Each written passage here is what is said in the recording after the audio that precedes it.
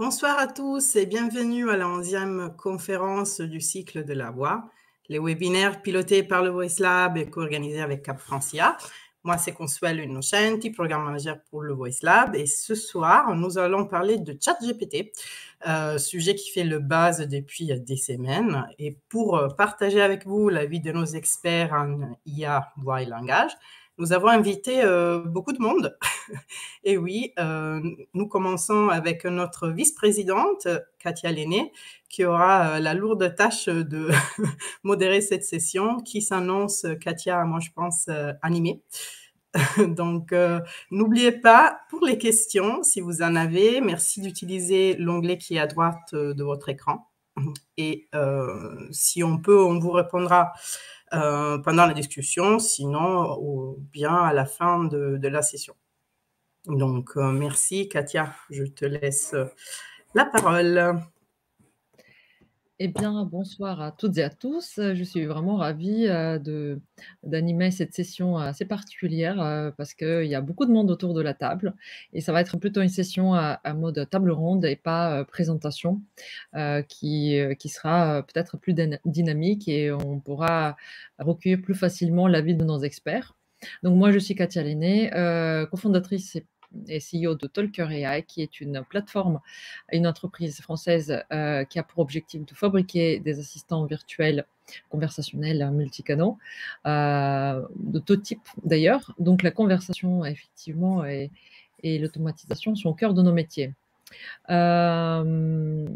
Peut-être si on passe sur la slide suivante, Consuelo, pour vous présenter rapidement qui sont les représentants autour de la table. Donc on a différentes entreprises et organisations. Donc, on a l'Inagora, Bad Voice, Converso, Voxis, Thalia, Talker, Affrancia, présenté également, et l'Université d'Orléans. Et vous allez voir, les participants vont se présenter eux-mêmes tout à l'heure.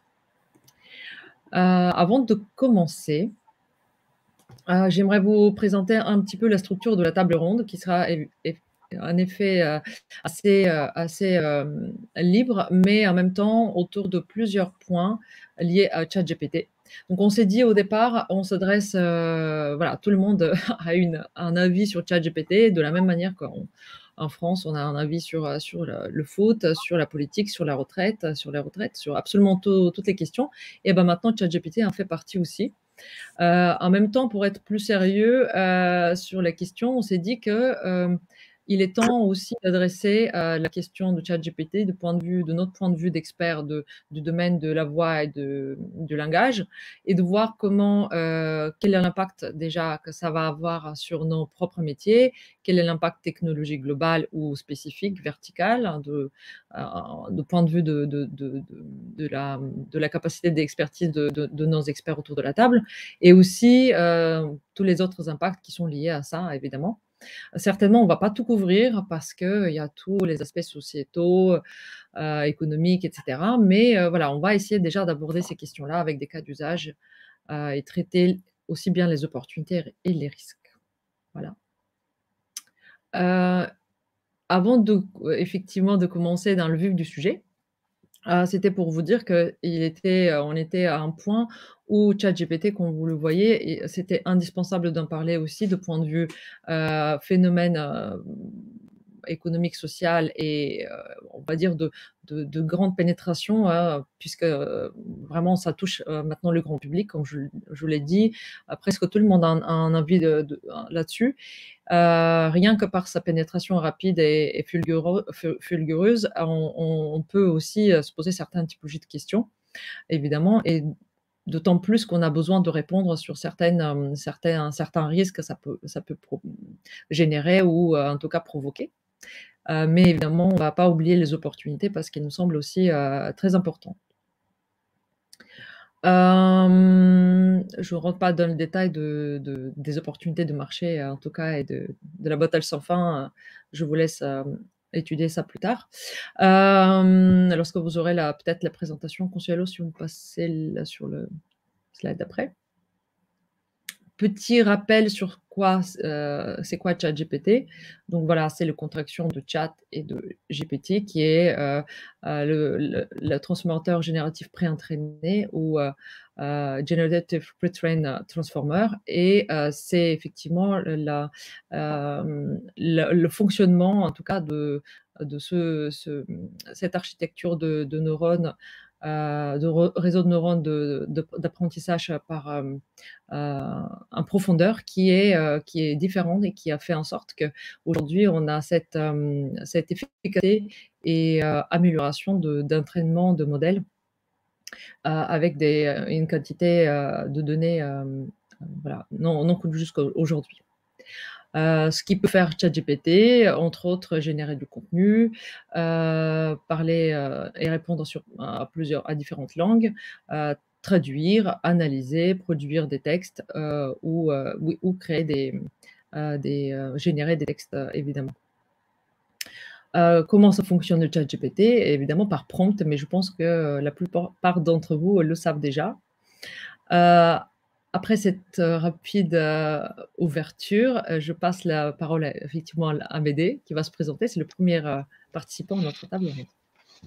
Oui, bonjour, enchanté. Donc Amélie Potier, donc moi cofondateur et CTO de la société Converso. Donc nous on construit des solutions conversationnelles pour automatiser le support aux clients.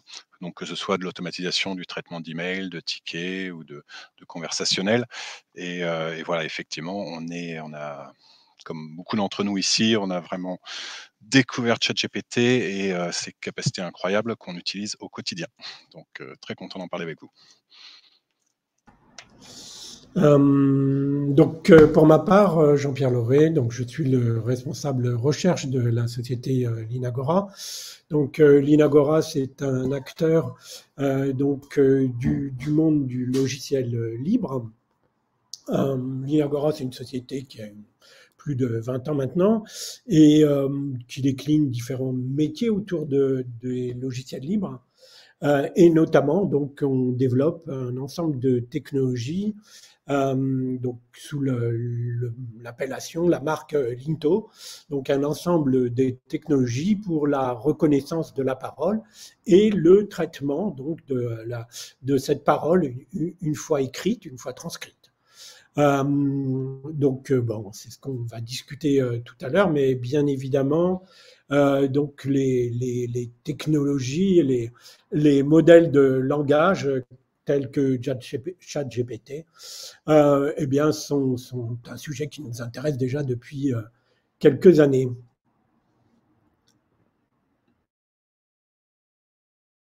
Bonjour, donc Karel Bourgois, donc je suis le président du Voice Lab et CEO fondateur de Voxist. Voxist, on fait un peu comme l'Inagora des solutions de speech to text. Nous, on est très axé télécom, puisque au départ, on a une solution de connaissance vocale spécialisée dans le domaine de la messagerie vocale. Et on travaille aussi sur des solutions où on va un cran effectivement plus loin, c'est-à-dire non seulement d'avoir le speech to text, mais le speech to understanding, comme on dit parfois, donc la capacité à identifier des intentions, des éléments de langage directement dans ce qui est dit. Et effectivement, GPT, c'est assez intéressant parce que on entend un certain nombre de choses. Dernièrement, il y a Microsoft en Allemagne qui a annoncé qu'avec GPT-4, on pourrait directement, depuis l'audio, avoir des résumés de conversation. Donc voilà, on voit que les deux choses se rapprochent de plus en plus.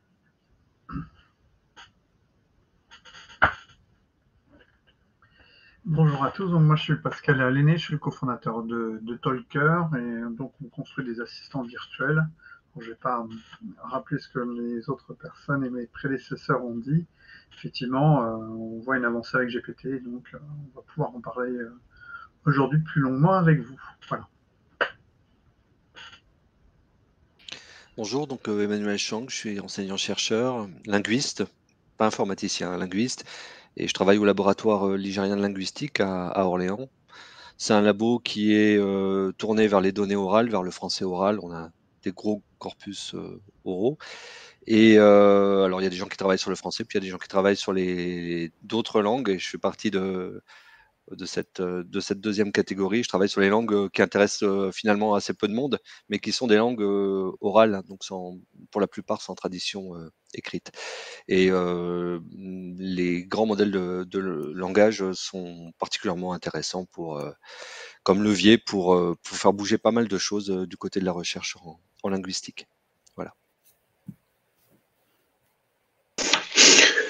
Bonjour à tous, donc moi je suis Maxime Sanderek, je suis CEO et cofondateur de Bat Voice AI. Donc c'est une solution de Speech and Emotion Analytics.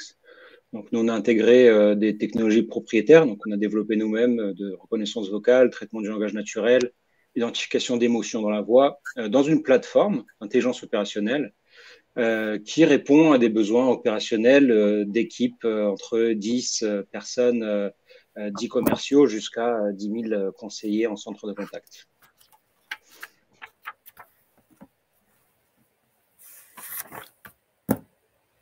Oui, bonjour, je suis Françoise Soulier, je suis le conseiller scientifique du Hub Francia. Je suis un expert IA, on va dire, de la première heure. Et nous nous sommes intéressés à ChatGPT avec un groupe de travail qu'on a créé au Hub, parce que nous pensons que ça va faire une deuxième révolution de l'IA, on va dire, après la première qu'on a connue à partir de 2012.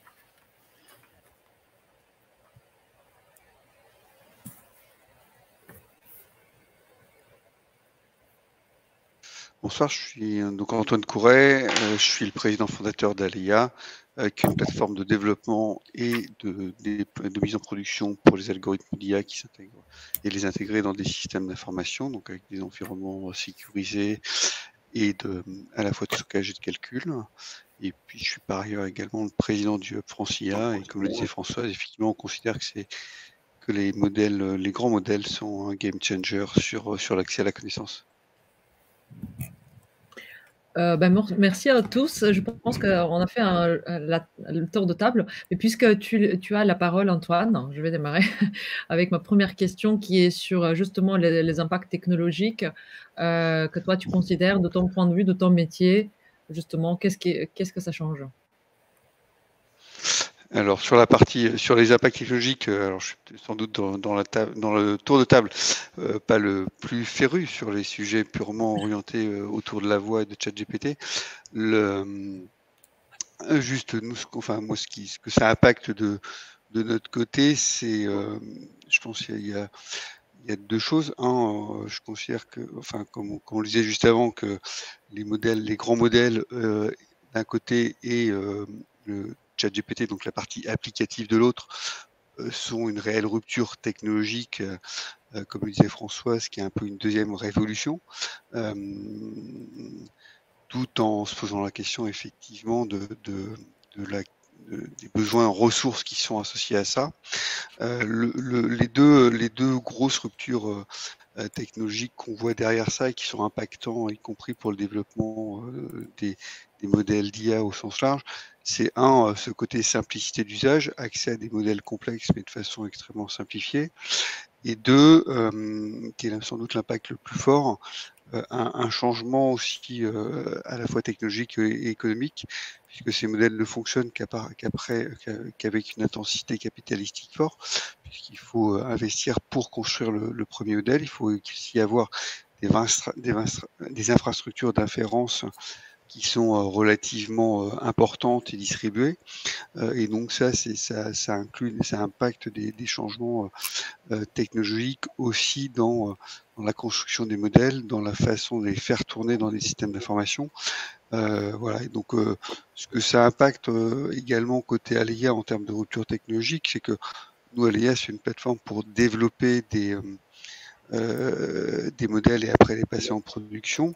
Il y a deux impacts principaux, c'est dans le développement de modèles, donc la création de notebooks ou des choses comme ça. On peut imaginer, et on est en train de travailler dessus, sur la génération automatique de notebooks à partir de large AI modèles pour accélérer les développements et simplifier les développements en proposition en première proposition et qui peuvent après être affinés par des data scientists. Et après, on peut avoir la même chose côté mise en production avec avec une sorte de première automatisation de la simplification, minimisation des modèles proposés par des algorithmes de type Large AI Models. Voilà, donc c'est les deux principales ruptures que l'on voit impacter ces modèles-là en termes d'accélération des développements et en termes de coût d'accès, coût au sens large d'accès aux technologies. Et pour rebondir sur le coût d'accès aux technologies, donc effectivement, si on souhaite construire tout le modèle soi-même, il faut des sacrés environnements. Donc il y a l'option évidemment de fine-tuner des modèles, c'est-à-dire qu'on peut prendre des modèles existants, le DaVinci ou autre, et faire des apprentissages dessus pour avoir des modèles fine-tunés, ce qui permet d'aller évidemment plus vite et qui est infiniment moins cher. Par contre, ça change complètement la façon de travailler. C'est-à-dire qu'on était habitué avant à avoir des modèles où on allait faire de l'agrégation de données, on allait faire de la notation, on allait faire de l'apprentissage, on allait ensuite faire de l'évaluation, récupérer les F-scores, etc. pour évaluer le modèle. Là, en fait, on ne peut plus vraiment faire ça puisqu'on est sur des modèles génératifs. Donc, la notion même de test et d'évaluation des performances, elle est très compliquée parce que en fonction de la température, il va y avoir de l'aléatoire, il va y avoir différentes choses qui vont ressortir. Donc, c'est pas toujours évident d'évaluer ces modèles. Il y a aussi, je trouve que d'un point de vue technologique, dans la façon dont on les utilise, l'introduction de la notion de prompt, c'est-à-dire le fait qu'il y ait toute une nouvelle ingénierie à repenser autour du prompt et comment on construit les prompts pour demander au modèle d'effectuer une tâche donnée, qui est vraiment quelque chose de nouveau. Enfin, tous en tant qu'ingénieurs, on est habitué à utiliser des librairies avec des fonctions, des syntaxes, etc. Et là, on est dans un mode NLP pour dire ce qu'on veut, en fait. Donc, ça change vraiment la donne. Donc, si je comprends bien, donc la simplicité d'usage est une autre manière de construire, on va dire, et de fabriquer par la suite des modèles et d'entraîner les modèles. Et c'est aussi le fait que ce soit des modèles pré-entraînés qu'on va utiliser pour justement accélérer nos propres développements.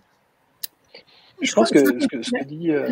La question, Katia, là, qui se pose vraiment pour un usage business, c'est que pour l'instant, ChatGPT raconte souvent beaucoup de bêtises. Et donc, naturellement, si on veut avoir un usage métier sérieux, il va falloir fine-tuner absolument le modèle pour le spécifier sur le domaine sur lequel on va vouloir l'utiliser. Et donc, toute la question, c'est ChatGPT pour le fine-tuner, il faut effectivement des grosses infrastructures. Donc, est-ce qu'il y aura des solutions qui pourront être accessibles à toutes les entreprises, même les petites, de façon à ce qu'elles puissent fine-tuner sur leurs données à elles? Et je pense qu'en fait, si on joint les deux choses que viennent de dire Françoise et Amédée, on voit que d'un point de vue technique et fonctionnel, on a une vraie disruption parce que la notion de prompt, alors on entend maintenant on voit des annonces passer pour des prompt engineers à 300K. Donc tout d'un coup, on a un nouveau métier qui arrive avec une nouvelle modalité. Et avec ce que disait Amédée, qui est qu'en fonction du prompt, on n'a pas la même réponse, et ce qu'il disait Françoise, qui est que non seulement on n'a pas la même réponse, mais que parfois elle est fausse. Et donc, on n'a pas les outils de test, de mesure de la qualité, et on se retrouve effectivement sur un grand nombre de changements, non seulement dans la techno, mais dans les méthodes de travail, dans les méthodes de construction d'un produit, et dans l'impact que ça peut avoir sur le résultat final et le niveau de comment dire, trustworthy des produits qu'on met sur le marché. C'est-à-dire, on ne sait pas si notre produit il est bon à 90 ou à 80% et dans quel impact. Et donc ça pose de nombreuses questions sur comment on peut utiliser ces technos. Exactement, c'est pas simple et je vais même rajouter un petit élément là-dessus, c'est que actuellement, si on utilise, donc c'est assez fascinant de prendre des modèles, de les fine-tuner et de travailler là-dessus, mais on s'aperçoit qu'actuellement il y a une réelle instabilité. On est dans les early days, et il y a clairement une réelle instabilité des API et des environnements d'OpenAI et d'Azure qui sont pas encore ça change tous les jours. Un jour ça marche, un jour ça marche pas. Il se passe des choses bizarres à un moment. Il y a vraiment une réelle instabilité. On sent vraiment, on est aux prémices d'un truc incroyable, mais on est encore dans les premiers jours. Mais ça, c'est une très bonne raison pour sortir de ChatGPT, pour aller voir autre chose. Oui, après, oui, absolument. Enfin, après, là, on est sur les larges modèles. Enfin, là, le sujet, c'est ChatGPT, donc on parle de ChatGPT. Oui, mais bien sûr, c'est pour ça, en fait, François, je voudrais revenir vers toi parce que tu disais révolution. Après, tu disais, oui, effectivement, tu es un expert d'IA de première heure. Donc, ces impacts technologiques, on les prend avec des pincettes. On fait quoi? C'est quoi le next step là? Quelle est l'attitude? Je pense que tout le monde sait ce qui vient de se passer, c'est-à-dire qu'il y a eu, en gros, une grosse vague d'industrialisation de l'IA à partir de 2012, jusqu'à donc maintenant, en 10 ans, dans lequel, qu'est-ce qu'on a fait? On a fait que dérouler des techniques IA qui dataient des années 90. Très bien. En 2017, il y a un article qui est sorti, Attention is all you need, qui est en fait la base de la technique des transformers, qui a complètement révolutionné, qui a amené là où on en est.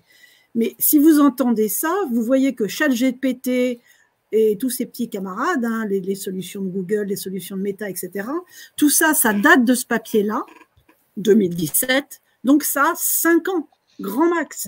Donc c'est des technologies qui sont extrêmement récentes. C'est quand vous faites la peinture chez vous, il ne faut pas toucher au mur pendant un certain temps. Et je crois qu'on est là dans une période où on touche le mur et la peinture est encore mouillée.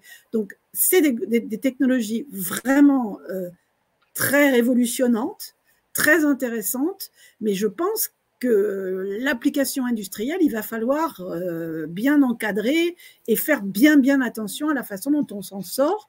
Il y a sûrement plein de choses encore qui manquent pour que l'application industrielle soit solide et sans trop de risques, on va dire. Oui, bien sûr. Je ne sais pas, Pascal, toi, peut-être faire le pont entre technologique et fonctionnel, de point de vue fonctionnel, l'utilisation et justement cet impact technologique de ton point de vue dans ton domaine d'activité. Comment tu le vois? J'ai un peu la même vision que tout le monde aujourd'hui, c'est-à-dire que nous on l'utilise au quotidien à différents niveaux en fait, évidemment pour générer des textes. Au niveau du conversationnel en fait, comme dit Françoise, on n'est pas passé en mode industriel, c'est-à-dire qu'il y a trop de risques, comme disaient certains, c'est que ça risque de planter en plein milieu et on ne sait pas pourquoi. Les résultats, ils sont plutôt bons. Je pense qu'on est au-delà de pourcentage de compréhension. Moi, je suis un peu... je trouve qu'il est très, très bon globalement. Et si je devais parler en pourcentage de compréhension, on est au-delà des 97-98%, ce que je n'ai jamais vu dans nos modèles avant. Donc, les résultats sont très hauts. Mais c'est vrai que... Et après, il y a tout ce risque autour. Enfin, l'impact, il est aussi d'envoyer toutes ces données... d'envoyer les données à l'étranger, c'est compliqué. Et en plus, de toute façon, dans les conversations qu'on a avec les clients, il y a des données personnelles. Donc forcément, il va falloir mettre d'autres IA qui, elles, sont un peu plus fermées et donc vont vérifier qu'on n'envoie pas tout et n'importe quoi aux États-Unis sur OpenAI, quoi. Donc il faut être prudent, il faut avancer. Effectivement, j'aime bien l'expression, l'histoire de la peinture. Je pense qu'on a les mains pleines de peinture en ce moment. Et donc, mais en même temps, on voit une vraie avancée. GPT-4, évidemment, qui arrive dans quelques jours. On parle de Llama en ce moment aussi, qui est un peu sur le devant de la scène. Tout ça est intéressant et ça va surtout, c'est très vite, c'est une grosse accélération technologique en ce moment, quoi. Parce qu'en fait, ça marche. Je pense que c'est la différence avec le passé, quoi. Avant, ça marchait pas exactement comme on voulait. Aujourd'hui, ça marche suffisamment pour en servir. Très bien. Maxime, je pense que... est-ce que tu as quelques points à évoquer sur l'utilisation que vous faites, par exemple? Oui, en fait, ça que je rejoins tous les avis précédents. Ce que je voulais noter quand même, c'est que c'est une technologie qui a absorbé une masse d'informations impressionnantes sur masse de connaissances. On travaille sur des secteurs qui sont plus restreints, En connaissant les limites de ChatGPT, on peut identifier justement des points sur lesquels on peut les mettre en application sans trop de risques. Et on a quand même des mesures de contrôle et d'évaluation justement lorsqu'on prend ces précautions-là. Je peux donner effectivement un exemple. C'est un outil que je recommande très fortement, c'est Notion, qui permet de structurer toute la base de connaissances d'une entreprise et d'autres choses, de gérer des projets, de partager des informations en interne, en externe, sur un modèle de contenu texte avec des tableaux insérés qui communiquent entre eux. Je suis dessus d'ailleurs, c'est là que je prends mes notes. Donc, ce qui est intéressant, donc sur un cas pratique, ils ont intégré ChatGPT. Donc, ils ont intégré ChatGPT et on a des nouvelles fonctionnalités qui sont apparues et qui permettent de faire un ensemble de choses, à savoir. J'avais pris quelques petites notes pour être un peu plus synthétique là-dessus. Bon, je les ai pas sous la main, mais ça permet. Alors, ils sont là. Donc, ça permet de synthétiser du texte, d'étendre du texte, d'améliorer un texte, reformuler des conversations non structurées, classifier un ou plusieurs sujets d'une conversation, des motifs d'appel, identifier des entités, une marque, une référence client, identifier, interpréter des expressions clés. Quand je dis interpréter, c'est-à-dire quelles sont les expressions clés principales que j'ai utilisées ici et pourquoi, en fait, définis-les. Identifier des sentiments, une ambiance générale d'un contenu ou d'un appel. Traduire aussi, ça fait partie du pack. Et la façon dont on a fait Notion, c'est très intéressant parce que ça correspond à leur cœur d'activité. C'est je prends des notes, j'ai besoin que tu synthétises ce que j'ai écrit, que tu améliores ce que j'ai écrit, que tu en fasses une press release, que tu en fasses un article de blog. Je veux que ce soit plus court, je veux que ce soit plus long, je veux améliorer l'écriture. C'est vrai qu'on l'utilise de plus en plus et au quotidien pour des. Enfin, moi, j'ai fait des tests sur des courriers. Avant, j'étais un peu fatigué. Je me suis dit, bon, je vais écrire quelques lignes et je vais lui demander de l'allonger, l'améliorer. Et ça marche étonnamment bien. Ça marche en 1 minute, même pas. Il nous fait quelque chose qui est très bien structuré, peut-être un peu à reprendre, mais dans les grandes lignes, c'est vraiment plus que j'aurais fait en 10 ou 30 minutes. Donc, c'est un gain de temps formidable. Donc, l'exemple, c'est Notion. Après, nous, sur des applications réelles, en fait, il y a 2 types d'applications. C'est de l'apprentissage supervisé. Hein. On l'a dit, c'est des masses de données. Effectivement, il y a une structure et un modèle capitalistique parce que pour faire l'apprentissage supervisé, on a besoin de beaucoup de monde pour pouvoir apprendre à la machine à faire des choses. Nous, on le fait au quotidien. On a des équipes qui travaillent sur des bases de données, qui construisent des bases de données.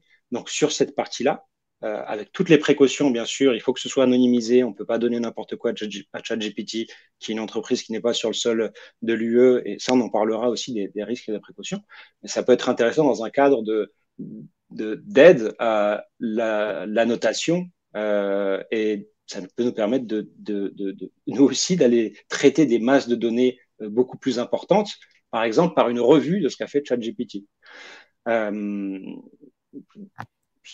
Quelques exemples en tout cas sur des cas réels. Après, j'en ai d'autres, mais on va limiter là. C'est fou.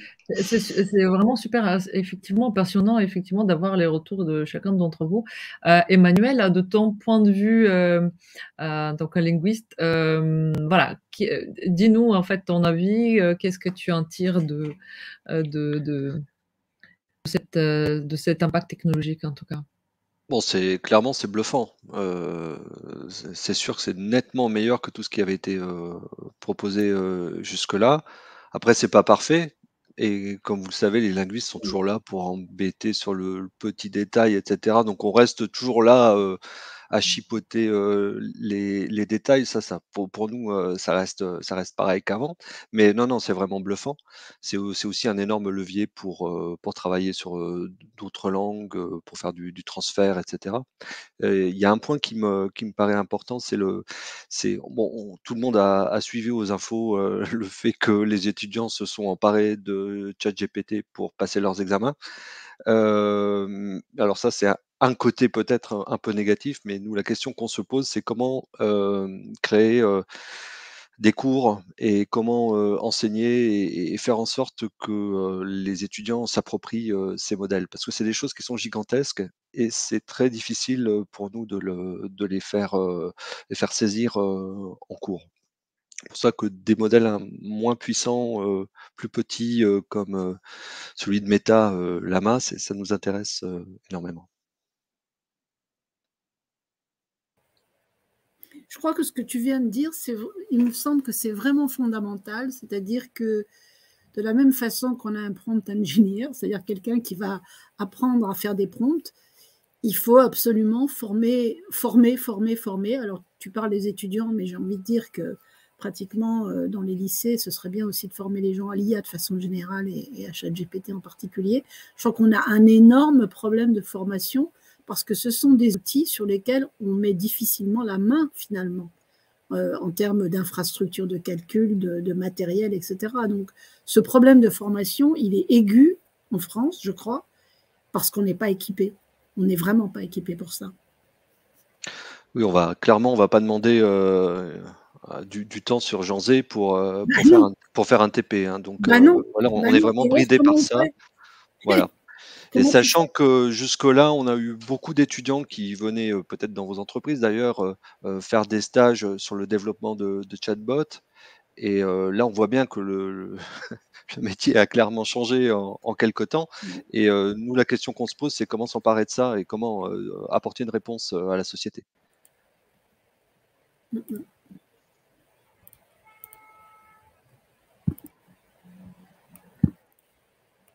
Ça laisse tout le monde perplexe. Est-ce que je peux dire un truc idiot, mais vraiment idiot? En 68, on disait il est interdit d'interdire.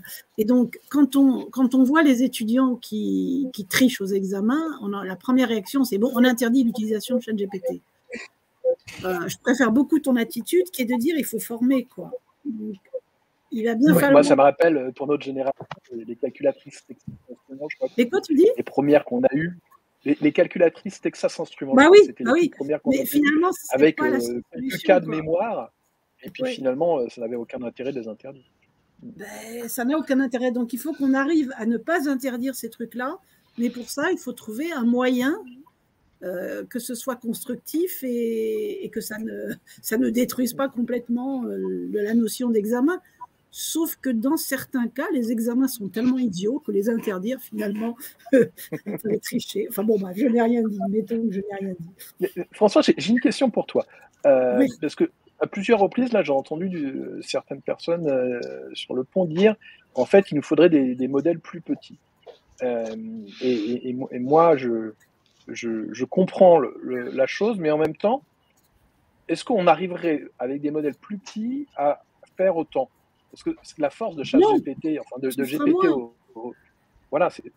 Karel, tu feras peut-être moins, mais regarde, pour faire des cours, on n'a pas besoin d'avoir du top de la performance.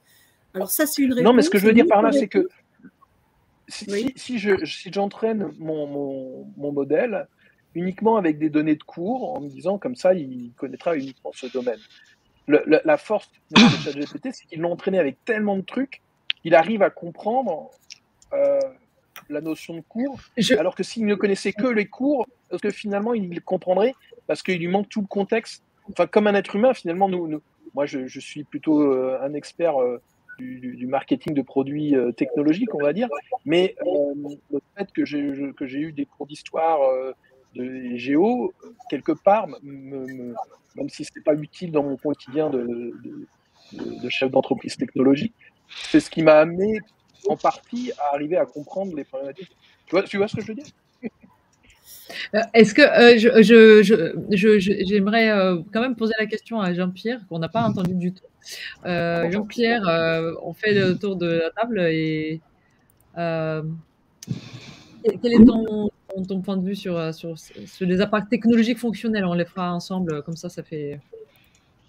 Oui, alors moi sur ce point-là, je voulais quand même déjà revenir sur le fait que, bon, d'accord, ChatGPT, c'est quelque chose qui fait énormément de buzz actuellement, mais enfin, ça arrive quand même pas de nulle part. Et même si c'est relativement récent, c'est une technologie parmi d'autres où on voit florès là actuellement de large language model, chacun annonçant à qui mieux un modèle un peu plus gros que le précédent. Et donc OpenAI a eu cette quand même très bonne idée de mixer ces langages, ces LLM, avec donc de la connaissance humaine au travers d'une longue étape de reinforcement learning qui en fait donne toute sa valeur, en tout cas toute cette différenciation et toute la valeur à ce modèle par rapport aux autres, et notamment sa facilité d'usage et le fait qu'il déconne peut-être un peu moins que les autres, et donc qui semble quand même plus adapté. Bon, cependant, moi, je voulais dire aussi que nous, chez l'Inagora, donc comme on s'intéresse à la reco de la parole et au traitement de la parole écrite issue d'une transcription depuis quelques années, donc on suit ces modèles génératifs depuis leur début. On a également participé donc avec l'École Polytechnique au développement d'un modèle qui s'appelle Barthez, qui est le premier modèle préentraîné pour le français. Donc on a entraîné sur Jeanzay. Il y a 66 gigas de textes qui ont été utilisés. Bon, c'est un modèle simplement français, mais qui a une valeur et qui vient se positionner un peu dans cette grande course. Notons donc que bon,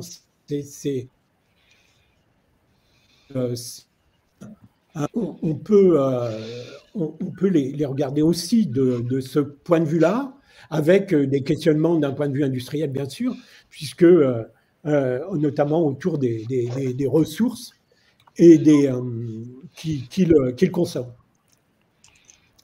Alors, nous, on a fait pas mal de tests sur la partie de ChatGPT.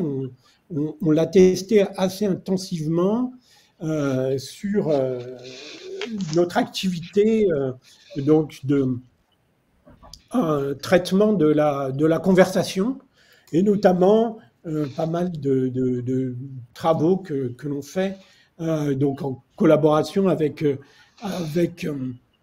des équipes de robotique sur la compréhension les interactions homme-robot.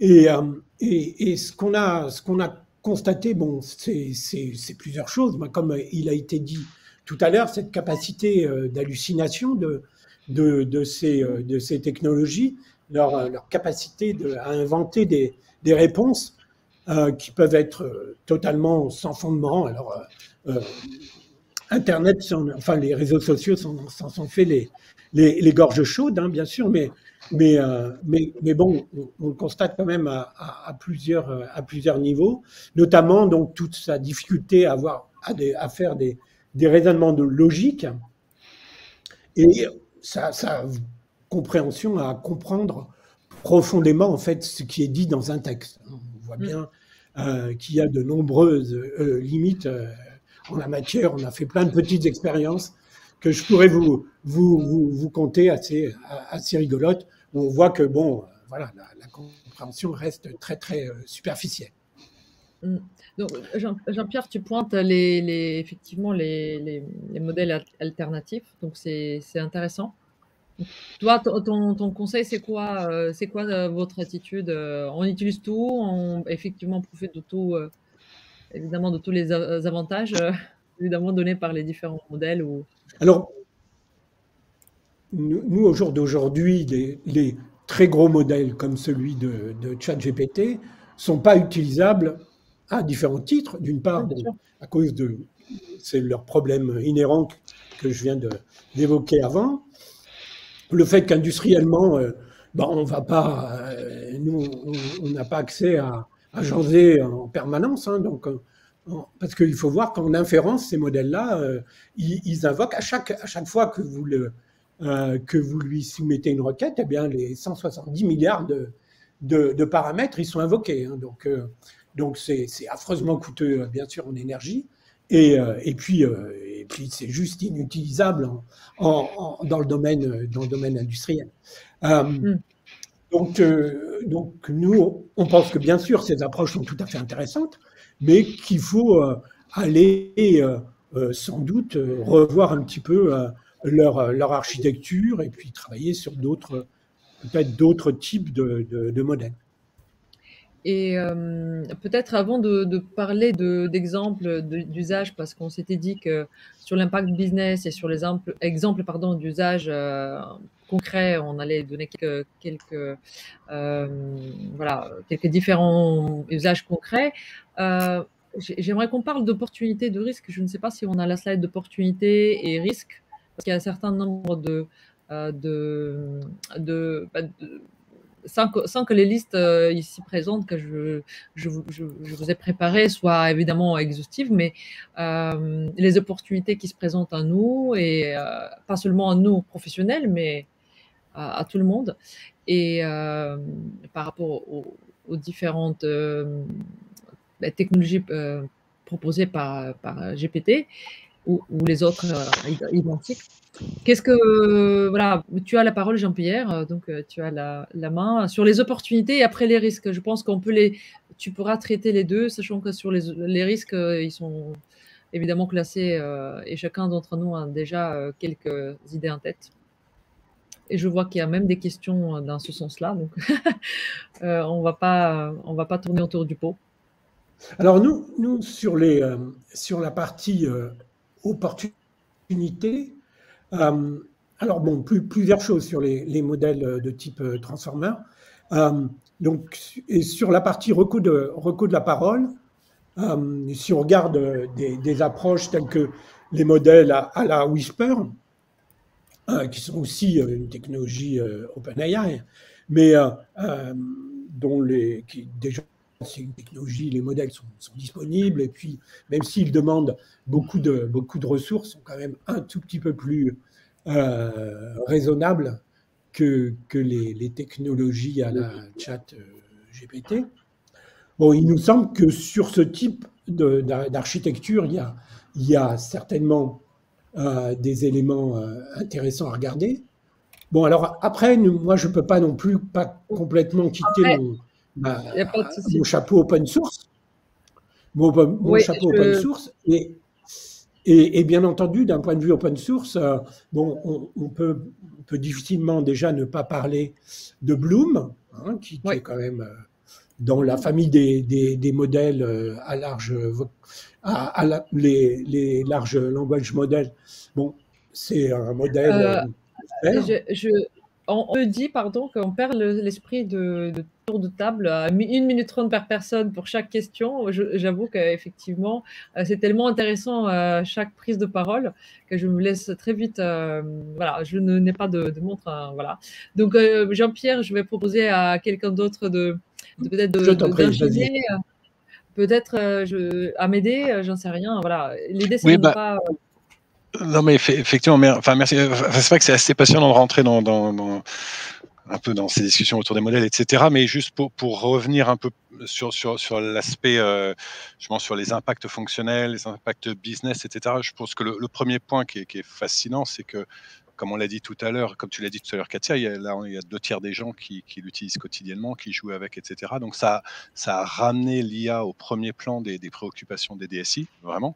C'est-à-dire que ça a vraiment changé la donne en entreprise. Donc je pense qu'il y a une opportunité. Tout le monde attend finalement de voir ces nouveaux cas d'usage se déployer dans leur contexte, dans leurs applications, dans leurs usages quotidiens.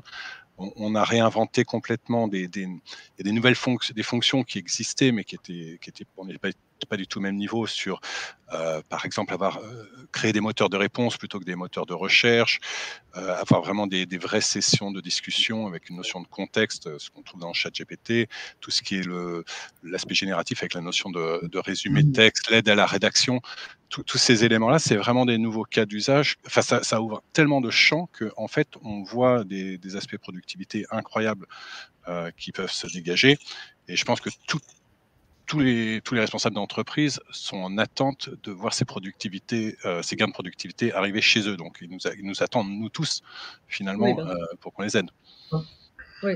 Justement, là-dessus, nous, on a déjà un client qui nous a dit, globalement, à chaque fois qu'il y a un client qui appelle au téléphone, on pourrait donc lui envoyer tout le contexte des anciens appels, de l'historique de ces conversations qu'il a eues.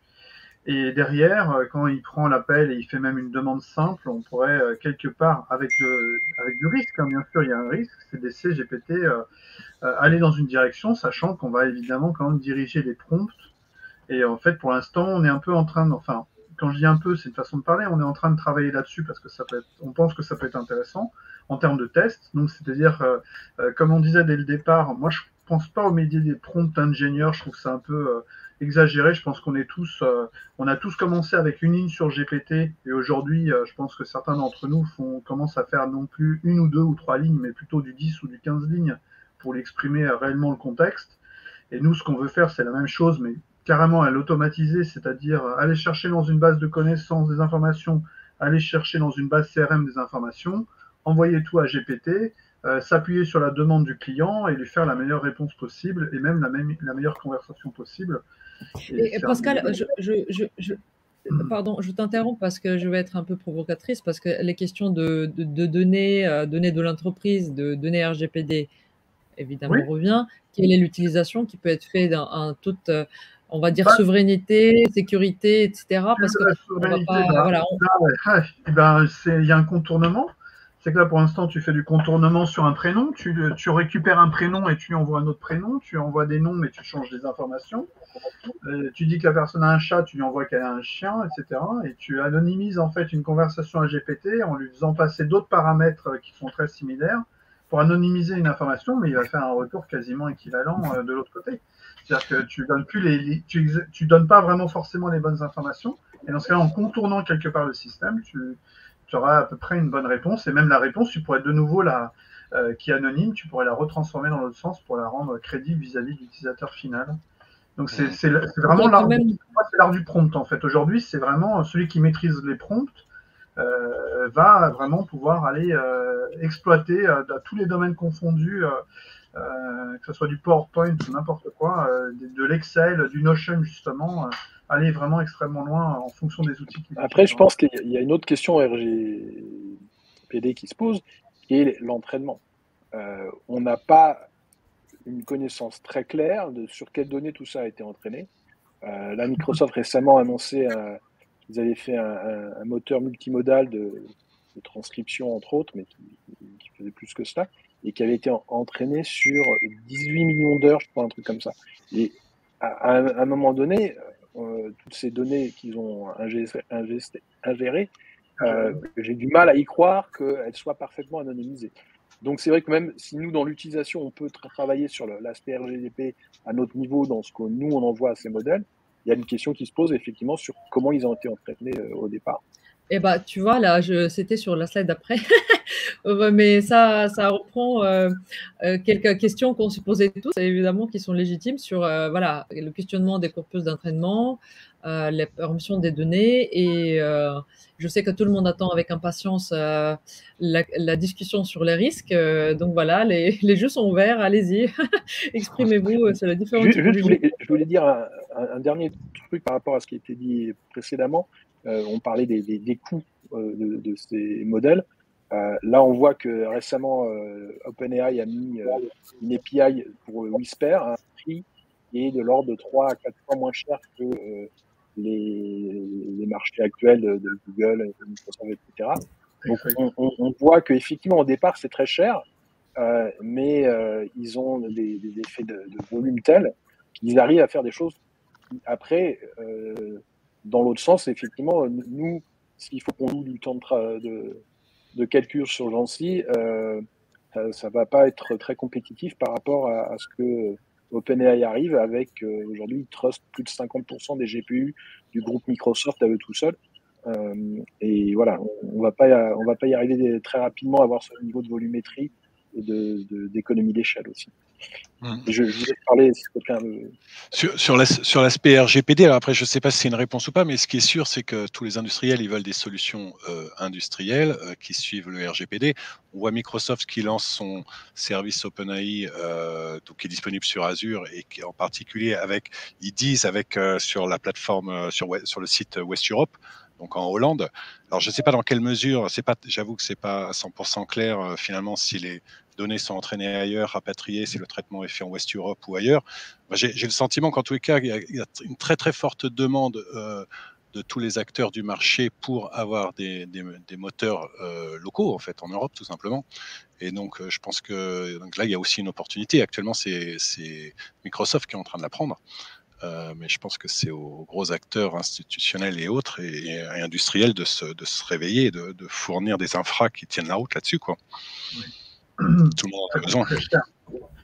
Ça coûte très cher quand même, mais c'est la problématique, elle est là. C'est qu'en fait, les modèles coûtent extrêmement cher et la France, on va avoir du mal à rattraper, enfin, c'est pas rattraper, mais suivre le convoi. Il y a des pays qui sont aujourd'hui extrêmement en retard. Là, il y a une histoire donc avec Llama qui est sur le marché, qui est ouvert. C'est pas ouvert sur l'ensemble du monde entier. Il n'y a pas des téléchargements dans le monde entier. C'est-à-dire que ceux qui sont privilégiés aujourd'hui, c'est l'Europe, une partie de l'Asie et les États-Unis. Bon, il y a des initiatives open source qui sont quand même intéressantes. Je vous mets si on regarde Open Assistant, par exemple, c'est une initiative donc gérée par une association qui s'appelle Lion. Sont des Allemands. C'est une association à but non lucratif. Et en fait, ils ont choisi une approche un petit peu comme la fondation Mozilla pour Common Voice. Donc, ils font appel à la communauté pour la phase de renforcement learning. Et tout le monde peut aller contribuer, donc à contribuer à construire cette alternative à ChatGPT.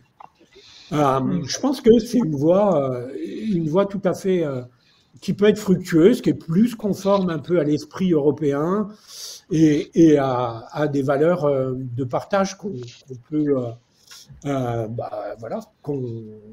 endosser. Moi, je vais être un peu provocateur là parce que dans le chat, si vous voulez bien, quelque chose une référence que je cherche depuis longtemps de l'exécution d'un modèle comme ça sur un Mac nouvelle génération. Oui. C'était ça dont je te parlais, François. Voilà, c'est ça. Donc, c'est cette chose-là que j'ai trouvé. Et je pense que quelque part, bon, ça sort juste, c'est sorti il y a quelques jours. Donc, je pense que les questions qu'on se pose aujourd'hui, vu la vitesse à laquelle ça va, dans 3 mois, on ne se les posera plus. On se posera encore la question des modèles open source, pas open source. C'est ça. Mais, donc, tu veux dire qu'il y a... ça va se régler. Donc, tu veux dire qu'on aura justement la possibilité d'avoir accès et au modèle et à l'infra pour les entraînements qu'il faut. Pour l'inférence, au moins, en tous les cas, à coup sûr. Pour l'inférence, oui. Sur les petits modèles, attention. Le Llama, c'est c'est un 16 milliards de paramètres qui peut fonctionner sur un Mac avec 64 Go de RAM, effectivement. Il y a donc, Antoine, oui. J'ai une question, du coup, la question de la souveraineté, je te la pose pas seulement à toi, évidemment, mais donc ça veut dire que on règle un petit peu la question de souveraineté? Oh, pas du tout. Moi, je suis très étonné, donc je vais être un peu provocateur dans ma réponse. Moi, ce que je vois, c'est que dans le débat qu'on a là, il y a 2 axes hyper intéressants. Il y a un, ChatGPT est largement utilisé, déployé. On bosse sur les prompts, on utilise GPT en veux-tu, en voilà, etc. Et à l'inverse, on a, comme le disait Jean-Pierre, un certain nombre de modèles qui existent en Europe et qui ne sont pas utilisés. Et donc, voilà, quand on parle de... Moi, ce qui m'étonne, c'est ce débat-là, quand on dit GPT, enfin, et GPT-3 est un petit peu meilleur que Bloom. Il y a les questions effectivement d'accès à des infrastructures d'inférence, parce que il y a une différence entre un modèle à 16 milliards et un modèle à 75 milliards, et encore plus avec un modèle à 1000 milliards qui va arriver cette semaine. Donc il y a évidemment des questions d'infrastructure, mais indépendamment de l'infrastructure, je m'étonne que on se réjouisse d'utiliser GPT et qu'on se dise, en fait, on n'utilise pas les autres. Donc ça me questionne. Est-ce que la révolution est uniquement, c'est pour ça que je disais que j'allais être un peu provocateur, est-ce que la révolution est uniquement sur la partie large AI model, ou est-ce que la révolution est aussi sur la partie utilisabilité? Je pose la question à la table ronde. Ouais, et aussi sur la dimension marketing et sur la dimension, celle qui fait que les GAFAM sont en position prépondérante en Europe. Oui, non, Jean-Pierre, tu vois, je suis encore plus provocateur là. Aujourd'hui, il n'y en a qu'un qui est sorti. Alors Google dit non, mais moi je voulais pas le sortir parce que machin, truc, je suis prudent, etc. Bon, ils font les vierges effarouchées. Facebook a son Llama, mais Llama c'est moins efficace. Donc pour moi il n'y a pas qu'une question de GAFAM ou qu'une question de marketing. Oui, parce que c'est vrai que si Antoine on va le non, j'ai pas dit qu'il y avait OpenAI, c'est une start-up. OpenAI, c'est une start-up, c'est pas un GAFAM. Ouais, enfin, non, mais là, alors là, je vais taquiner. Une start-up financée à 1 milliard par Microsoft il y a 3 ans.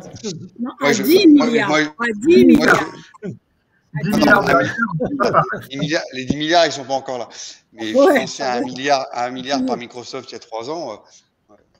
Moi, Karel, trouve-moi 1 milliard chez Microsoft, je pense que je peux te faire 2-3 trucs aussi.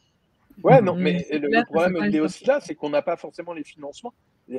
Ça nous paraît hallucinant, mais du point de vue des Américains, c'est une start-up. Et d'ailleurs, du point de vue de Microsoft, il y a des gens qui viennent de se faire virer de Microsoft parce que la petite start-up dans laquelle ils ont investi plusieurs milliards est en train de leur tailler des croupières et ils ont viré la moitié des équipes d'AI parce que ils disent on va se faire bouffer le marché par notre investissement. Donc, c'est pas quand même, ça reste pas un GAFAM. C'est une start-up énorme avec des moyens monstrueux, comme nous, on n'en a pas du tout en Europe. Mais pourquoi on n'en a pas? Pourquoi on n'est pas capable d'avoir des VC qui mettent 1 milliard dans des équipes de R&D en Europe, alors qu'on a les capacités, on a les compétences. On a la plupart des GAFAM. Il faut aussi les serveurs, il faut aussi le service, d'ailleurs. Il faut les hébergements aussi. Et ça consomme et ça coûte quand même très cher. Et j'ai envie d'associer à notre débat. Ton très cher. Oui, pardon. C'est quoi, Pascal, ton très cher, à ton avis? Moi, je pense que pour faire tourner ces modèles-là, ça coûte extrêmement cher, en fait. Et combien? Et ça, c'est une des premières problématiques, c'est fait que c'est-à-dire que ça restera toujours les pays les plus riches seront toujours favorisés par rapport à, même si on pourrait dire que certains ont des cerveaux plus doués, mais celui qui a le plus de moyens, qui est capable de mettre le plus de moyens sur la table, c'est lui qui dame le pion au final. Après, d'accord, mais c'est combien, Pascal, à ton avis? À ton avis, pour faire tourner.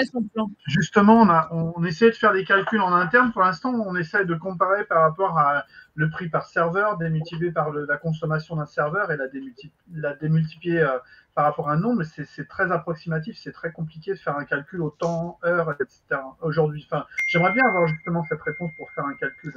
Alors moi, je vais te donner une réponse parce qu'on l'a fait. Faire tourner un modèle avec la même performance que GPT-3 pour une population française ou européenne, l'ordre de grandeur, c'est entre 20 et 50 millions. Le fait de faire tourner et vraiment 50, on se lâche à fond. Ouais. L'ordre de grandeur pour faire tourner ChatGPT aujourd'hui au niveau mondial, l'ordre de grandeur est de 200 millions. Donc certes, c'est beaucoup d'argent. Bah oui. Mais je vous rappelle qu'on a un plan France 2030 qui est à 50 milliards. Non, c'est pas beaucoup. C'est assez rien. C'est le prix d'un long courrier. Ouais, enfin, rien. On est d'accord. Donc pour moi, non, mais c'est là où je voulais en venir. Donc je continue puisque, allez, je vais prendre le rôle de provoque ce soir. Je continue. On parle pas de 10 milliards, quoi. Donc Non, mais on est d'accord, aujourd'hui, moi je challenge le côté pourquoi on est tous baba devant GPT, ChatGPT, et pourquoi on n'est pas capable de s'organiser pour faire ça. Exactement. Et quand tu Bah, regardes Il y a du marketing aussi, Bloom, hein. dont Il y a vous parliez toute tout à une l'heure, influence marketing. Bloom dont vous parliez tout à l'heure, c'est un modèle qui est quand même extrêmement qualitatif, mais malheureusement, ça a été un peu, on l'a fait, regardez comme il est beau, et puis maintenant il existe, mais comme tu disais, personne l'utilise parce qu'on ne le market pas, on ne l'a pas enrobé dans du produit derrière, qui est comment le rendre utilisable, accessible facilement.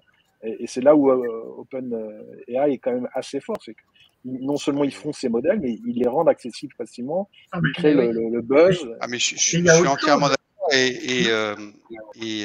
Attends, je crois que c'est Jean-Pierre côté Proux, je sais plus, je crois, côté Gensi. Moi, je serais ravi qu'on mette une surcouche d'utilisabilité au-dessus de Bloom sur un Bloom qui tournerait à l'Idris. Hein. Et il y a autre chose aussi. Mais il ne faut pas oublier qu'il y a que ChatGPT, c'est GPT-3, d'accord, mais il y a toute cette étape de reinforcement learning qui a quand même été une activité complètement manuelle, dont la manière dont elle a été mise en œuvre peut être discutée. Mais bon, à la limite, on pourrait le faire de manière plus éthique. Ça coûterait sans doute beaucoup plus cher. Mais c'est un peu ça l'innovation, en fait. Hein. Mais c'est une innovation de... Qu'est-ce qu'on montre dans cette innovation? On montre que pour que ces modèles larges fonctionnent, eh bien, il faut les mixer avec de la connaissance humaine. Et donc là, on abonde sur une thèse où il faut, en fait, hybride, une approche hybride, où on voit bien que ces modèles larges, essentiellement appris sur de la donnée écrite à la volée, eh bien, on s'y limite. Parce que le prompt engineering, bah oui, ça montre juste que le truc, si tu changes le prompt, nous on a fait des expériences, tu changes un mot du prompt, la réponse est totalement différente.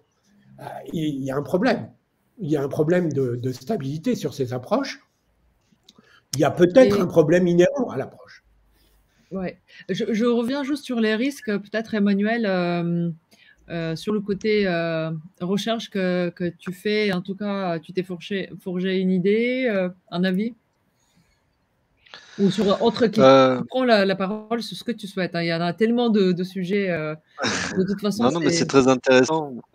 La question qu'on se pose beaucoup, c'est est-ce qu'on peut répliquer les expés qu'on fait? Et ça, c'est pas évident si on n'a pas vraiment la main sur ce qui est fait.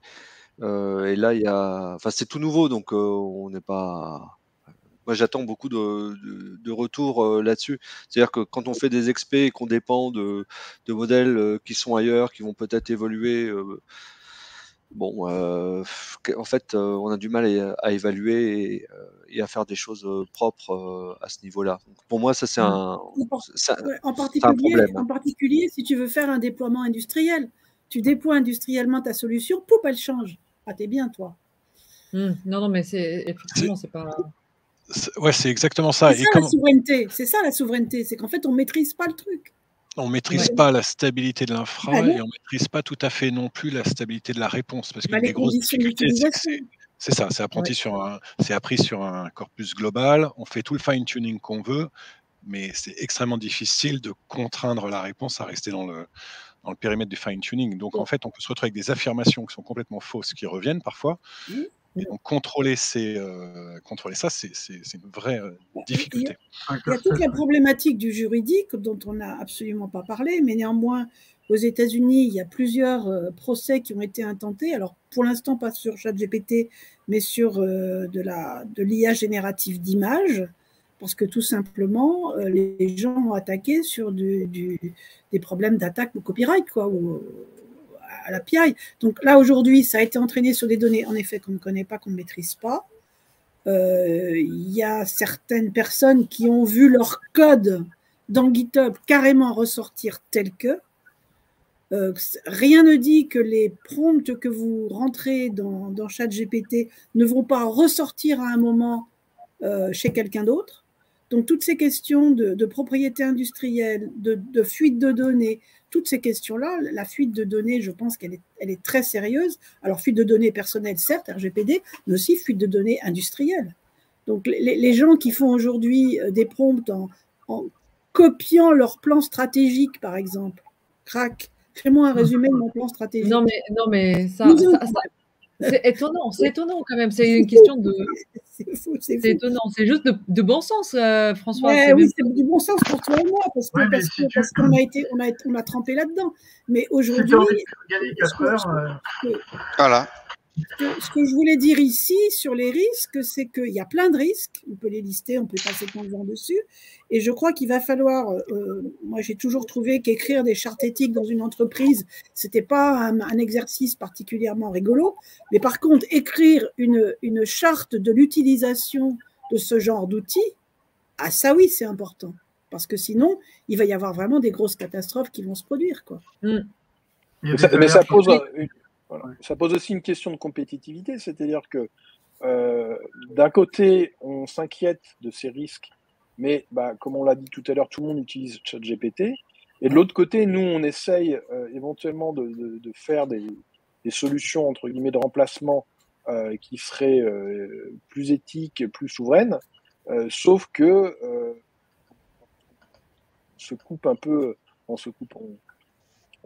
on a un petit peu les mains menottées derrière le dos, parce que à partir du moment où on veut que nos données d'entraînement correspondent à tous les critères qui nous sembleraient pertinents, tout d'un coup on se rend compte que là où eux ils ont 18 millions d'heures d'entraînement, nous on va avoir quelques centaines de milliers, et donc oui.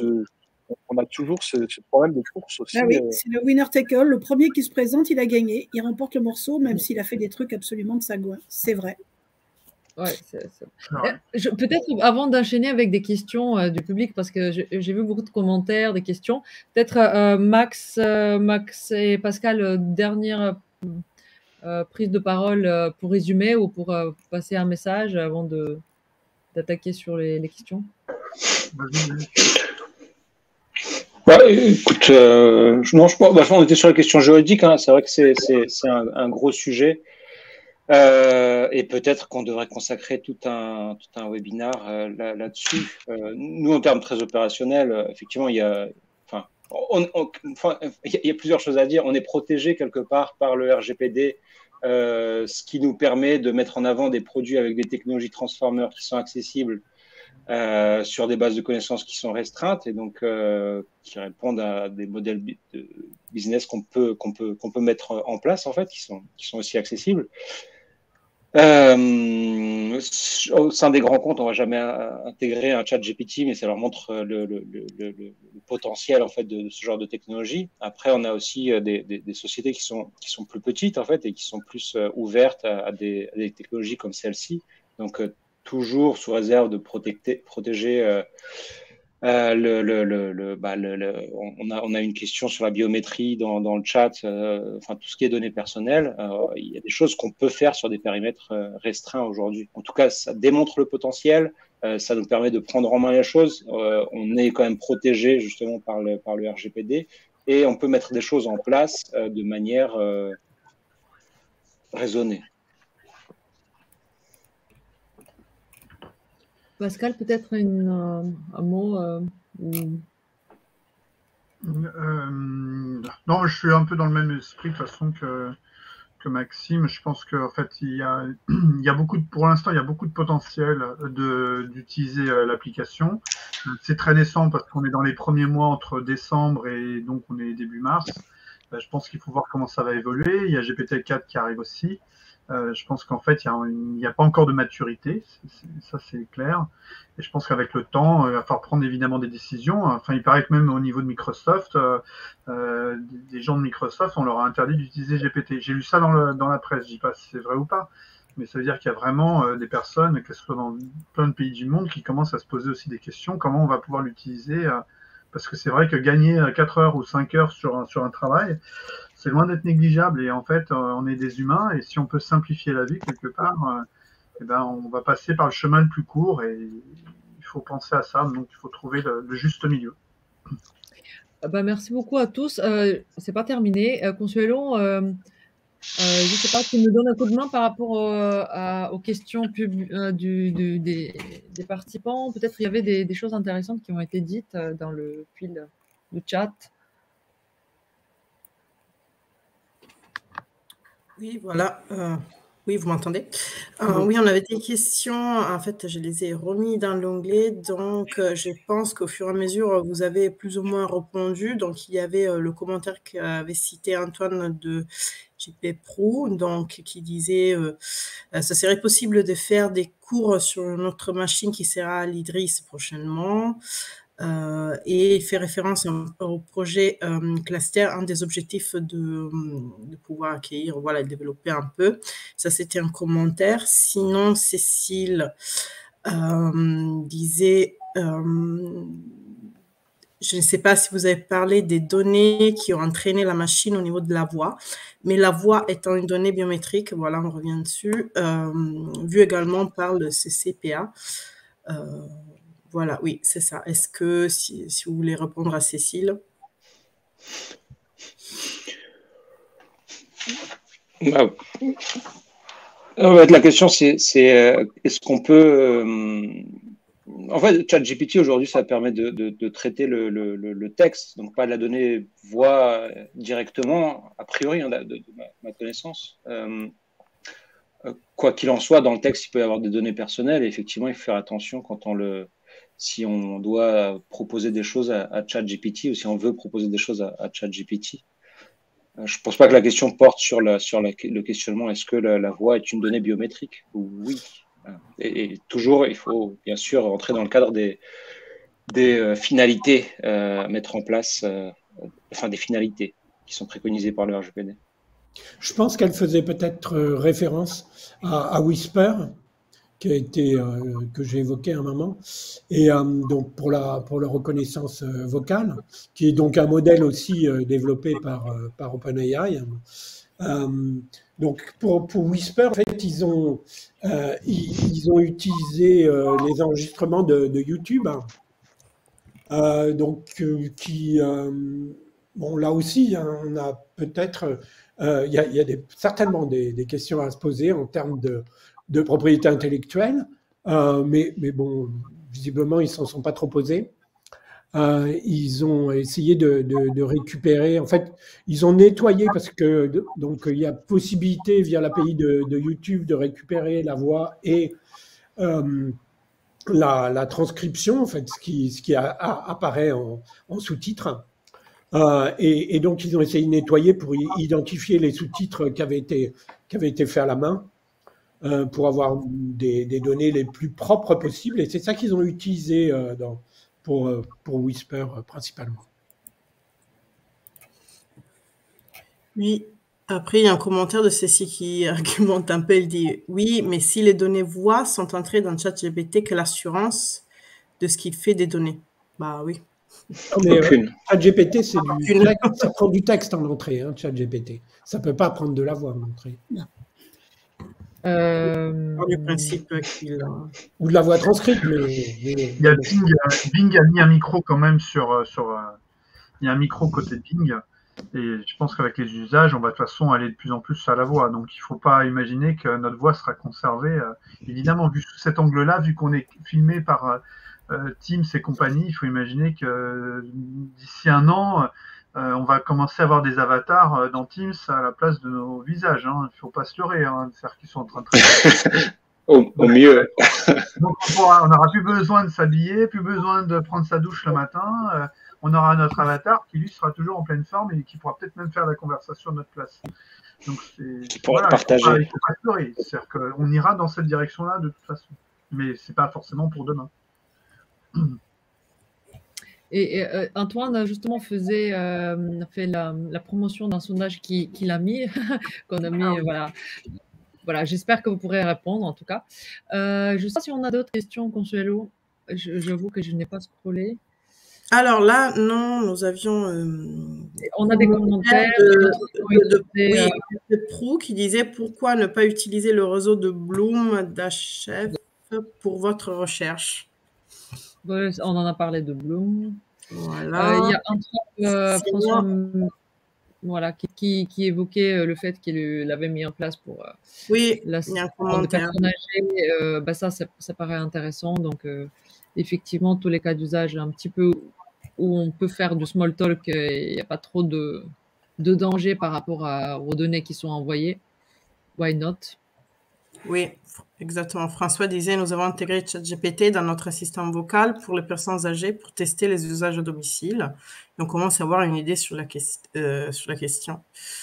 Oui, voilà, c'est ce qu'il nous disait, c'était François. Donc là, je vois que commence à répondre un peu au sondage. Le sondage est anonyme.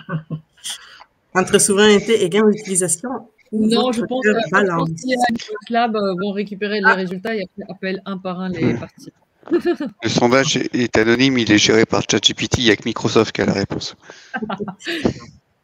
Oui, François voulait parler. Attendez, j'ai un petit... oui, passez le micro à François, allez-y. Oui. Allons-y. Moi, c'était... Oui. Très bien. Oui, c'est juste que... Bonsoir. Pour les personnes âgées, nous, on réfléchit sur le fait qu'on puisse... que ça va... comment dirais-je, ça va pas vous étonner, mais c'est un usage qui, l'idée c'est de compléter des réponses que donne notre assistant vocal quand les personnes âgées nous posent des questions sur notre assistant qui s'appelle Barnabé, et notre assistant, lui, ne répond qu'à ce qu'il sait faire. C'est pas du tout un assistant généraliste à qui on peut demander l'âge de Vercingétorix ou autre. Il ne répond que sur des choses, sur pourquoi il est fait. Mais par exemple, pour vous donner un exemple très simple, on est en train de réfléchir au fait de pouvoir faire des réponses sur la météo beaucoup plus complètes et avec une forme de conseil, par exemple, lié au contexte, alors qu'aujourd'hui, on dit juste ce qui se passe dehors et on n'en tire pas de conclusion. Donc voilà, donc en fait, on est en train de réfléchir sur comment on peut compléter et rendre mieux service. Par contre, on réfléchit aussi au fait de ne pas aller vers... l'idée qu'on pourrait rendre un assistant être le meilleur ami de la personne âgée en question via de la conversation. Voilà, c'est tout. Techniquement, si je peux me permettre, malgré tout, j'ai fait une simulation dans GPT en me faisant passer pour une personne âgée qui avait Alzheimer à 86 ans, et donc j'ai envoyé mon historique et ma vie passée. Et donc ensuite, j'ai dit à GPT, pose-moi des questions. Et le résultat, je peux vous garantir qu'il est globalement bluffant. C'est-à-dire qu'en fait, il arrive à conserver le contexte, il se réfère à l'historique de la personne, de son passé, si elle a eu son bac, qu'est-ce qu'elle a fait dans son travail, qui elle a rencontré, etc. Le résultat est assez intéressant. Je ne dis pas qu'il faut forcément le mettre en production, je trouve ça un peu bizarre de laisser des personnes âgées avec des robots, mais d'un point de vue technologique, par contre, je peux vous garantir que ça fonctionne parce qu'on a fait un test plutôt jeudi-vendredi et le résultat était bien au-delà de ce qu'on aurait pu imaginer. Voilà. C'est l'autre. Je sais que les Suédois à la caisse de retraite, ou je sais plus qui fait ça avec une boîte française d'ailleurs, je crois, pour essayer justement pour les gens de créer un outil de mémoire pour les personnes âgées, pour la famille, enfin pour la transmission. Ça fait déjà il y a déjà plusieurs essais d'usage autour de cette question-là. Oui. Et effectivement, vous avez tout à fait raison. Et en même temps, c'est très tentant, hein, parce qu'il y a beaucoup de gens qui partent sans rien dire. Donc, c'est bon, on va pas rentrer dans le débat. Ouais. Mais et juste là-dessus, est-ce que ça a été, c'est hyper intéressant. Est-ce que ça a été, est-ce que vous l'avez testé aussi en réduction de l'impact de la maladie? C'est-à-dire en gros, comme ça donne des bonnes réponses sur le niveau mémorisation, le fait que la personne, on lui redonne de sa mémoire via un robot, ça l'aide à ce que la maladie se diffuse moins vite en fait. Alors là, c'était juste un test pour voir si ça fonctionnait, donc c'est fonctionnel. Mais il faudrait effectivement, dans l'autre sens, aller plus loin. C'est vrai qu'une étape en amène une autre. Et donc, l'autre étape serait de se dire, je reprends, comme disait Maxime tout à l'heure, l'ensemble de la conversation et donc j'en fais un résumé quelque part. Et donc, j'essaie de savoir si la qualité du résumé donc, répond bien au fait que la personne a conservé sa mémoire par rapport à un fichier ou alors une date antérieure et dire non, globalement, elle se souvient toujours des mêmes souvenirs ou alors il y a une perte de mémorisation. On pourrait mettre une IA qui donne un scoring de perte de mémoire. J'ai pas, enfin, quelque part, ça peut se construire. J'ai pas dit que ça se construit du jour au lendemain, mais je suis sûr que même si on parle comme ça, sans l'avoir imaginé, voilà, on met une petite start-up qui se met dessus à 6-7 personnes, ils vous sortent un proto. 10 milliards, 10 milliards ou 1 milliard 10 milliards, on va à 10 milliards, plus personne n'aura Alzheimer avec GPT qui sera là pour nous rappeler tous nos souvenirs. Non, je dis ça, non, malheureusement. Ça avec va pas Docker PT, Docker GPT. Oui, c'est exactement ça. Mais c'est un très bon terme. Mais c'est vrai qu'effectivement, il faut imaginer que dans l'avenir, de toute façon, ça va nous envahir. Je pense que les prochains nous envahir, ça va être. On va retrouver ça dans WhatsApp, dans tous les outils. Donc, partout, ça va être. Et GPT-4 est sorti pendant qu'on faisait notre conversation. C'est assez l'honneur de ce webinaire. On attendait que tu appuies sur le bouton. Peut-être proposer des conclusions. Ah, voilà, le sondage est sorti. OK. Ah, pardon. Attends. Oh, putain. Tu nous non, mais montres avant de passer aux conclusions. Pardon. Alors. Ah, vous voyez? Ah oui, j'attends des solutions européennes. Oui, c'est parce qu'en fait, je pense que ça dépend de quel usage on parle. Non, mais là, il y a des bons élèves, là. Il y en a qui n'ont pas voté, quand même. Hein. C'est un vote. Non, mais il y a 50% de participation et en gros, c'est 40-40-20, quoi. Ouais. Après, on peut mixer solutions sécurisées et solutions européennes. Ouais. Honnêtement, moi, je ne serais pas binée autant que ça. Hein. De voir la puissance de l'utilisabilité. Antoine, c'est un peu biaisé aussi parce que la question, ça dépend. Il y a des tâches pour lesquelles je n'ai rien à faire, c'est pas sécurisé, je m'en fous. Il y a des tâches, ça me génère une lettre, un mail, bon, c'est pas grave. En revanche, c'est sûr oui, mais tu vois, c'est pour ça, c'est ton cœur qui parle, là. Mon cœur. Oui, mais ouais. Bon, c'est plus à vous maintenant autour de la table. Bon, il y a 9 minutes. Alors, vous êtes 8, donc 1 minute par personne. On saura faire ou pas? Moi, je mets mon 1 minute par personne, conclusion. Si vous voulez bien. Hein. Sinon, attends, il me faut 10 secondes pour écrire à GPT une réponse qui doit prendre 10 minutes. D'accord. Alors, Françoise, on va démarrer par toi, peut-être, parce que... Par moi? Pourquoi par moi? Parce que ça tourne. Moi, je dis que c'est une révolution qu'il est hors de question d'ignorer. Ce serait une grave erreur. Que l'Europe doit se poser tout un tas de questions sur les outils dont elle a besoin, les formations dont elle a besoin,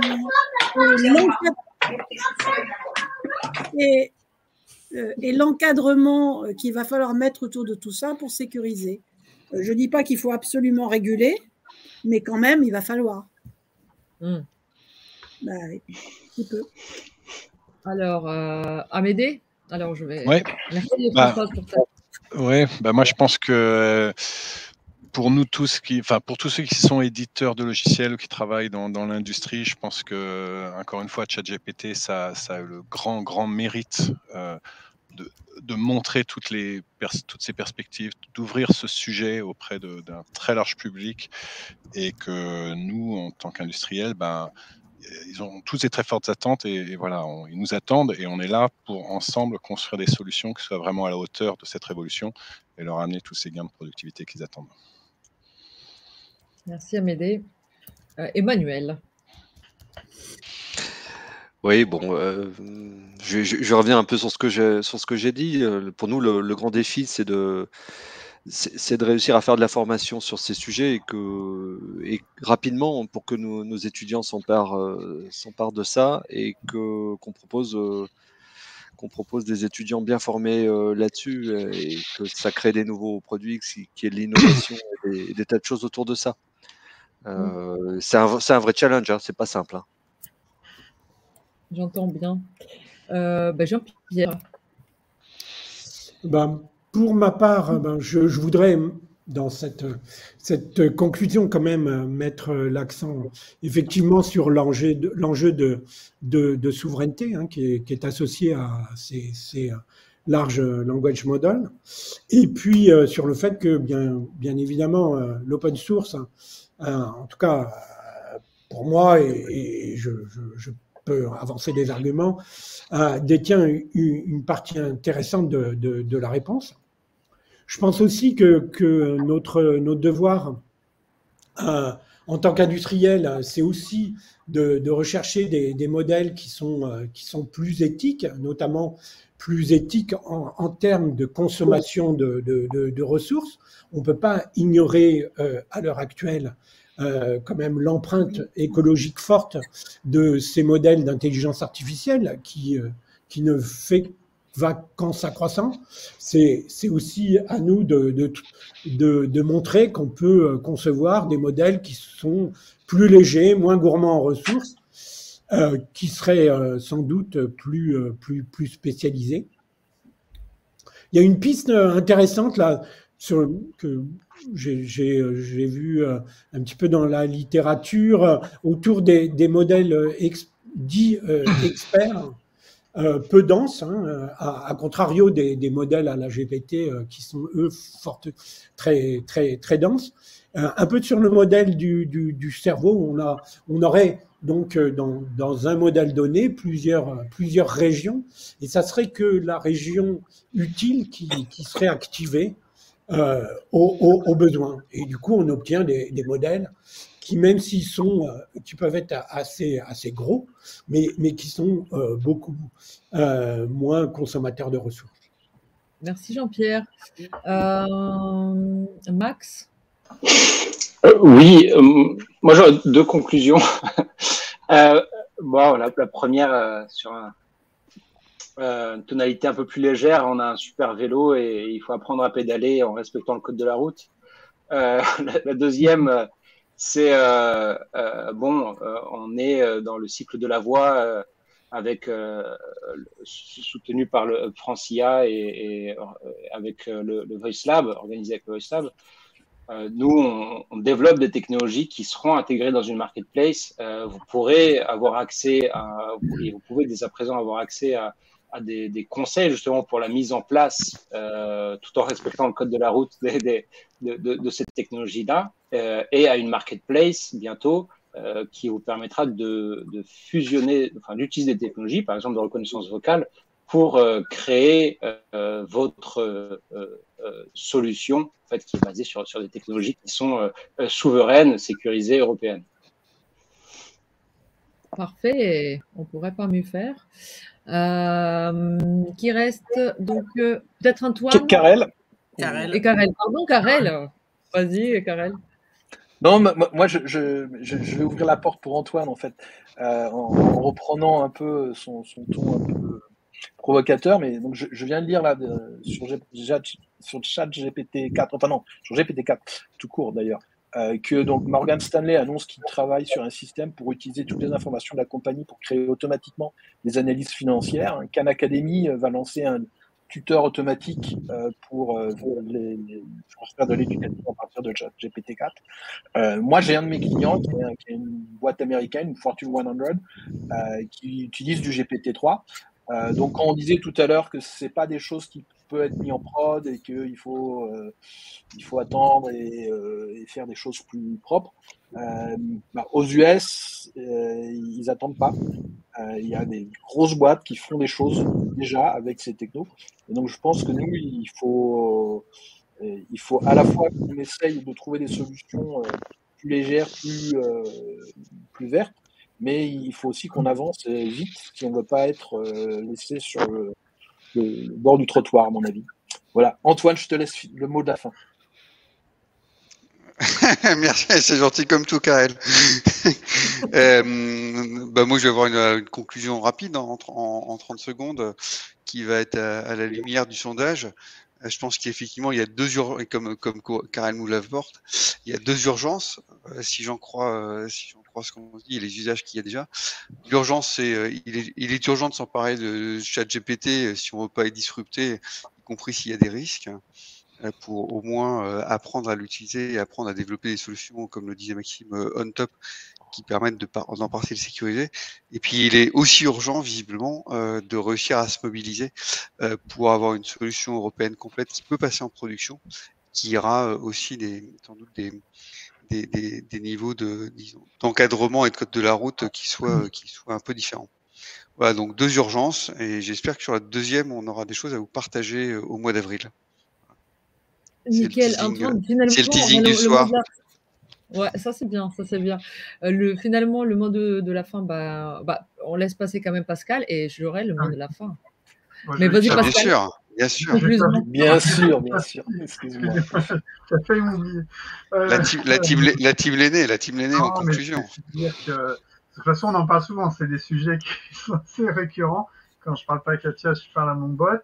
Oui, je pense que nous, de toute façon, vous l'avez dit, j'aime bien l'histoire pareil, la route, le motard, pas aller trop vite, etc. La souveraineté, je pense, c'est essentiel. De toute façon, nous, on l'a demandé dans le corps médical d'aller là-dessus. Je pense que de toute façon, on est en train d'hacker les téléphones avec des bots derrière. Donc, ça va être de plus en plus fort. Je pense que d'ici la moitié de l'année, je pense que les bots seront beaucoup plus puissants qu'ils n'ont jamais été. Donc, c'est vraiment très bien.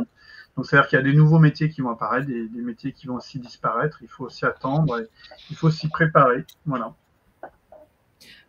Après, merci Pascal et merci à toutes et à tous. Vous avez presque tout dit. Évidemment, avant de passer la parole à Consuelo, moi, mon souhait, c'était effectivement à la fois de trouver cet équilibre, et vous l'avez tous dit un petit peu des uns et des autres, à la fois aller rapidement accélérer, ne pas attendre, parce qu'aux États-Unis, ils n'attendent pas, les entreprises pour de vrai, mais en même temps,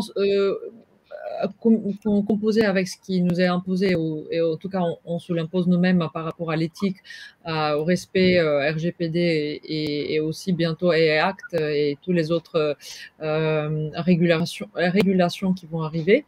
Et je pense qu'autour de Hub et du Voice Lab, il y a une très belle dynamique. Continuons comme ça à travailler ensemble, parce que je pense que c'est ça qui fait notre force. Voilà, ça c'est le mot de conclusion. Consuelo, je te passe la parole parce que je pense que tu as quelque chose à nous annoncer ou dire.